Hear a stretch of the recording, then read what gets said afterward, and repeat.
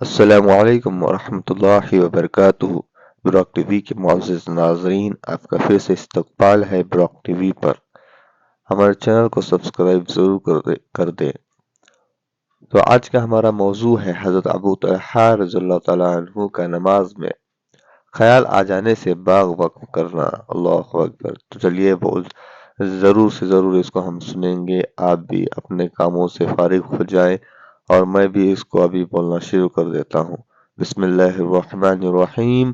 حضرت ابو طلحہ رضی اللہ تعالیٰ عنہ ایک مرتبہ اپنے باغ میں نماز پڑھ رہے تھے۔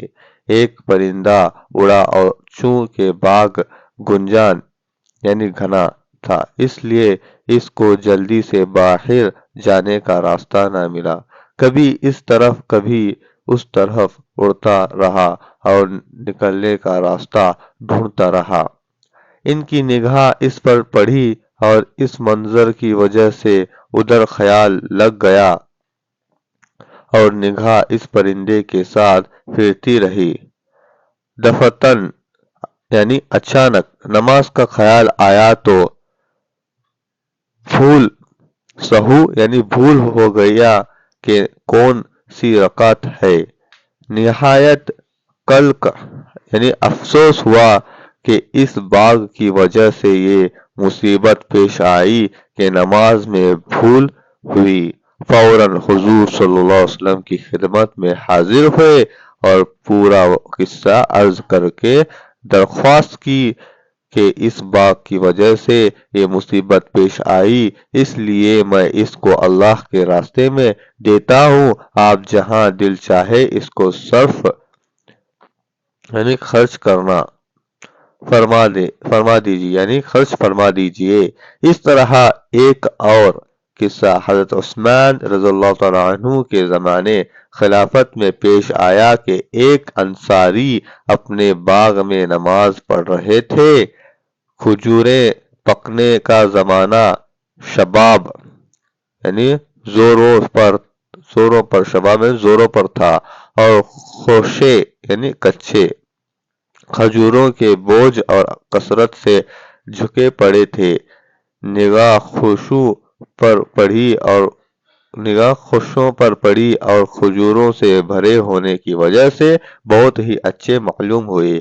خیال ادھر لگ گیا جس کی وجہ سے یہ بھی یاد نہ رہا کہ رکعتیں ہوئیں۔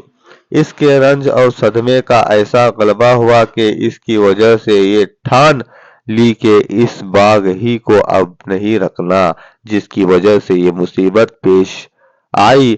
چنانچہ حضرت عثمان رضی اللہ عنہ کی خدمت میں حاضر ہوئے اور آ کر عرض کیا کہ یہ اللہ کے راستے میں خرچ کرنا چاہتا ہوں، اس کو جو چاہے کیجئے۔ انہوں نے اس باغ کو 50,000 میں فروخت کر کے اس کی قیمت دینی کاموں میں خرچ فرما دی۔ فائدہ: یہ ایمان کی غیرت ہے کہ نماز جیسی اہم چیز میں خیال آ جانے سے 50,000 درہم کا باغ ایک دم صدقہ کر دیا۔ ہمارے حضرت شاہ ولی اللہ سناحب رحمۃ اللہ علیہ نے قول جمیل میں صوفیہ کی نسبت کی قسم تحریر فرماتے ہوئے اس کے متعلق تحریر فرمایا ہے کہ یہ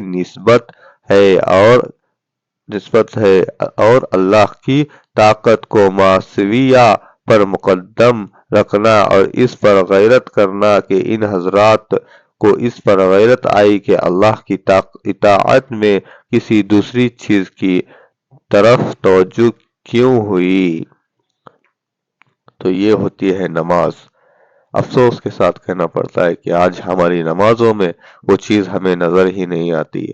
نماز کہیں اور، خیال کہیں اور، یہ چیزیں ہم میں موجود ہیں۔ تو ہم اللہ سے دعا کرتے ہیں کہ اللہ تعالی ہمیں ان صحابہ جیسی نماز پڑھنے کی توفیق عطا فرمائے۔ آمین ثم آمین۔ السلام علیکم ورحمۃ اللہ وبرکاتہ۔